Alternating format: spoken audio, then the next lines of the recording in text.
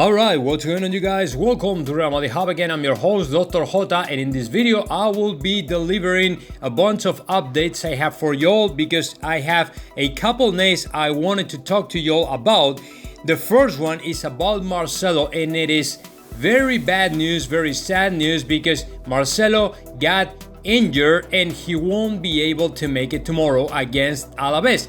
This is something that Carlo Ancelotti just confirmed in the press conference a couple hours ago, where he was talking about pretty much everything surrounding Real Madrid. And of course, he confirmed tomorrow in the left back of Real Madrid we will see to Miguel Gutierrez, which is fine for me because as you all know, I do like Miguel Gutierrez, and I go beyond that and I will say Miguel Gutierrez has always been my first choice for the left back of Real Madrid. There's no point in keeping Marcelo in the left back of Real Madrid because, as you can imagine, he's a player who is aging. I mean, no matter what, he's aging and there's nothing he can do about that, number one. Number two, is very prone to get injured just because the age. So there's no point in keeping the old glories in the starting 11 every single weekend, and this season should be the season to see the youngsters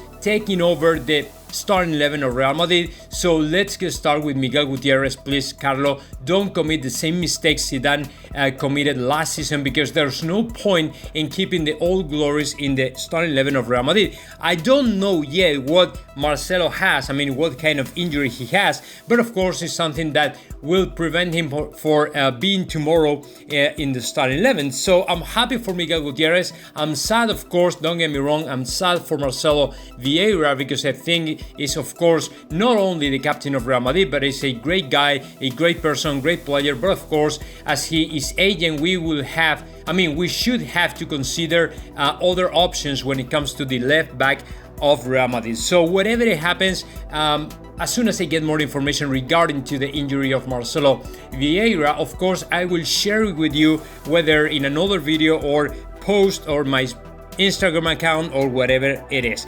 Okay, now let me move forward and keep talking about two different things with Martin Odegaard, because right now something is going on with the Norwegian player. As you know, there are a bunch of rumors out there claiming the Norwegian player will leave very soon Real Madrid to join Arsenal again. So Ancelotti showed up in the press conference, and of course he was asked about Martin Odegaard and his future in Real Madrid.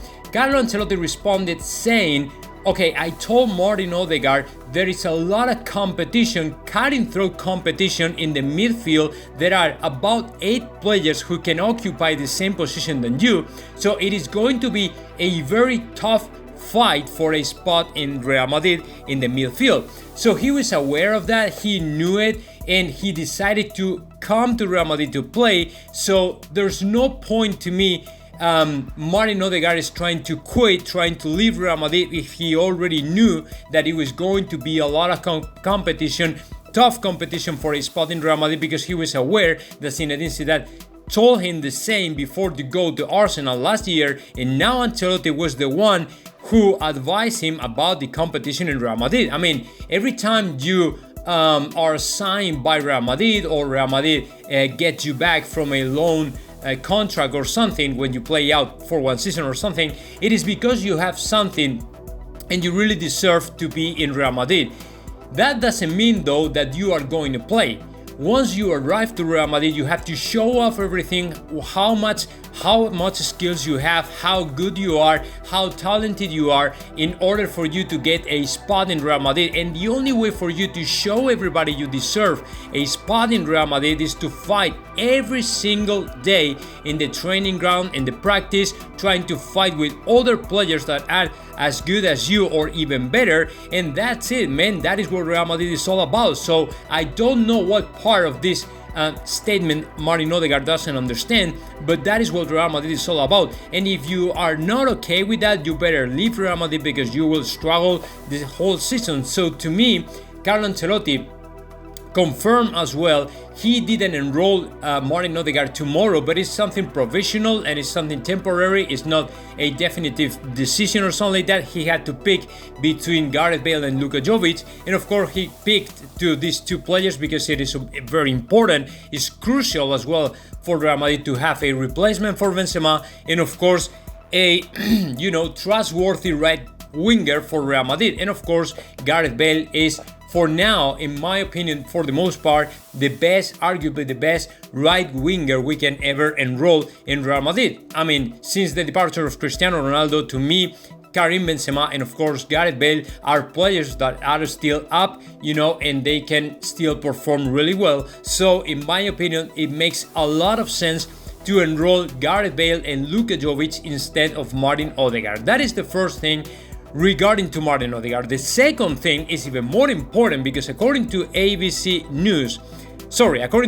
Spain, according to Tomás González Marín, is the boss in this section in the sports department in ABC Spain.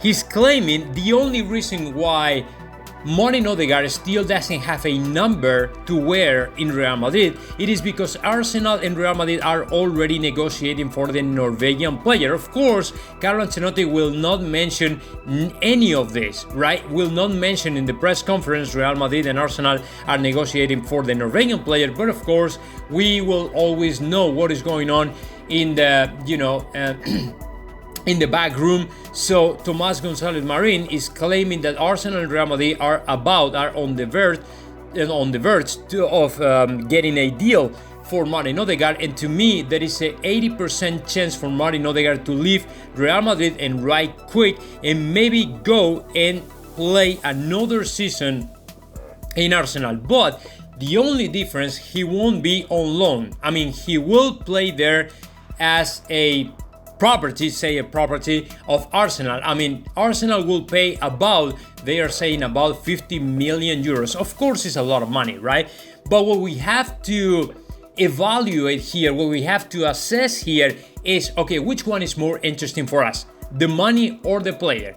In the case of Martin Odegaard, unlike the case of Rafa Varane, to me, the player was more important because we need younger players for the midfield of Real Madrid, and of course, in a formation of 4-2-3-1, Martin Odegaard can excel, can be the most outstanding player, has a bunch of skills, very talented player for the midfield, and of course, to me, it was a much better option for Real Madrid to keep the player rather than the money. But of course, if the player doesn't want to stay any longer in Real Madrid, to me, it makes a lot of sense to get the money, as much money as possible, because it was a completely unexpected money. And if you add this 50 million to the money we made for Rafa Varane, about 50 million as well, you have overnight 100 million to spend in another player.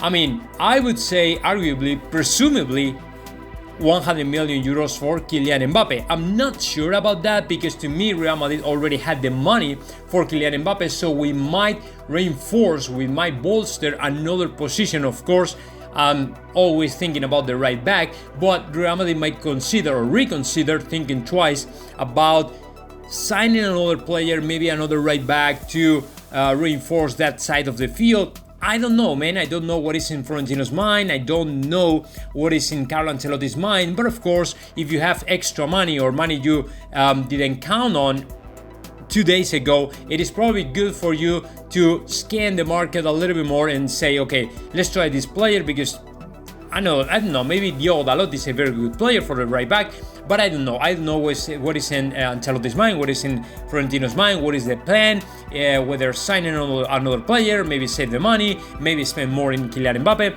I don't know, we'll figure it out, I don't know, maybe in the future. And the last thing I have for you all guys is about Rafa Varane, because apparently the player is not yet a Manchester United player. Solskjaer came out to the public and say there are still details we have to work on of his contract, which prevent me to talk about a Manchester United player completely. So Rafa Varane is facing off problems, maybe some struggles, maybe some, I don't know what is that, but apparently Rafa Varane is not yet a Manchester United player. So to me, it's funny because it was announced everybody is assuming that the player is already a Manchester United player, but apparently this is not this way, this is not like that, and we will have to wait a little bit more to see Rafa Varane becoming a Manchester United player in full. So now let me know your thoughts about that, comment in the section below, and of course subscribe my channel, Real Madrid Hub.